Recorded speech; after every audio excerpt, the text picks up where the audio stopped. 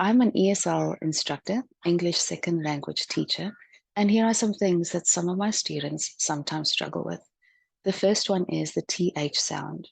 So you may not have thought about the fact that there is a hard TH sound and a soft TH sound. The easiest way that I teach students to make this sound is to explain to them that they need to put their tongue between their teeth, and then let the air go through. It helps. With that being said, little kids, usually even English native speaking kids, don't usually have the muscle strength to make this sound effectively. So you would probably hear a f sound instead.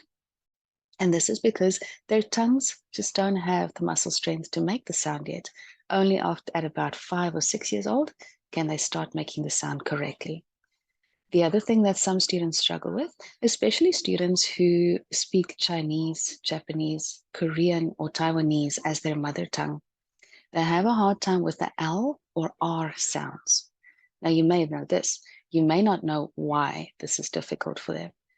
In many of these languages, there is no R, there is no L sound. So even in their alphabet, there is no such sound. How do you try and make a sound that you've never heard before, you have little to no concept of in your alphabet, but now you're exposed to a very new sound? Imagine learning Japanese, for example. Now, as I said, in many of these mother tongues, Chinese, Japanese, Korean, Taiwanese, this R sound especially doesn't appear. They have a sound that is almost like the L sound, but not exactly. Almost like L, but not exactly. So to try and compensate, they use this L sound to try and teach their tongues to make this weird English sound. The easiest way that I help them to try and do it correctly is to say that they need to put their tongue against the top of their mouth. Of course, there are technical words, palates and alveolar ridge and things like that, but they don't need to know that. So I tell them to put their tongue at the top of their mouth and make the sound. Let the sound come through.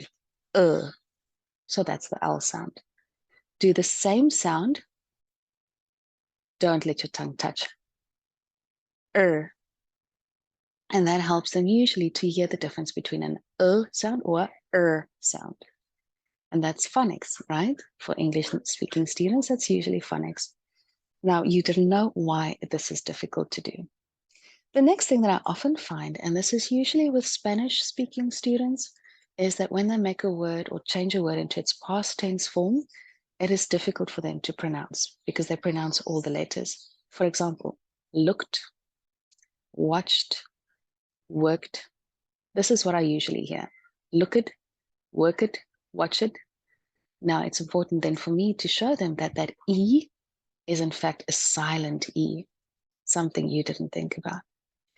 And the last one that I find is that sometimes words that have a double vowel, for example, read, R-E-A-D, imagine having no idea how to read a word in a foreign language.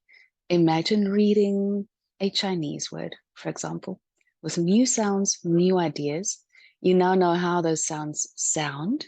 You try and put them together so that you can try and read the word, right? And this is what many students do. French, German, most students from Europe, most students from Latin America. So they try and read each sound. So they would say something like Riyadh for read. Now, the easiest way to remember how to read words like this is to say that usually, not always, usually, when two vowels are together, the first one says its name. It doesn't make it sound. It says its name. The second one is silent. The second one says nothing. For example, R, E, A, D. No, it doesn't make it sound. It says its name. R, E. A says nothing. D, read. A is silent.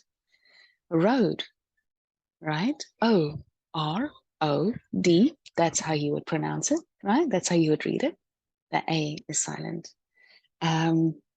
Lead, L-E-A-D. The second vowel is silent. I usually just scratch it out on the screen. L-E, not E, L-E-D, lead. So these are some things you as an English speaker probably haven't thought about. Here's another one. What's the difference between orient and orientated? Did you know that there are two types of English? You probably knew, but you didn't know how far it really goes. So there is British English and American English. Orient is American, orientated, British. And this goes for how you pronounce word. For example, if you think of the Australian animal, a quokka, I said using British English, British, quokka, American, quokka. So you pronounce words differently. You also use different words. For example, truck, lorry, apartment, flat. And so those are some things. A spelling, color, C-O-L-O-R, C-O-L-O-U-R. Second one is British. Which one? The one that you choose to use really doesn't matter. It's correct regardless of whether you choose to use American or British, but it's wrong if you are not consistent. Some things you didn't think about. So if you pronounce things in an American way, but your spelling is British, that's wrong. If you use American words when you have an British pronunciation, that's not correct. So you could use either one, but you have to be consistent. Some English speaking things you as a native speaker probably haven't thought about. Bye.